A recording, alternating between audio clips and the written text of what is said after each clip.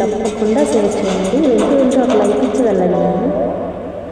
గదిని సగం పంచుకుంటూ ఎవరు అనుకోవాలి, ఏం కావాలి,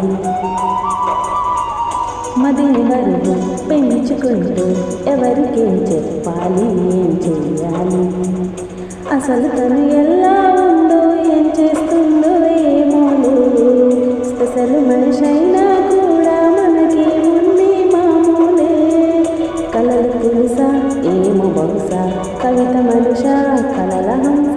మనసు కొంచెం తెలుసుకుంది, మనసు పోయే మనిషిలాగా మంచి పద్ధతంటూ ఉంది, మదిని లాగుతున్నది, ఎంత ఎంత వింటున్నది,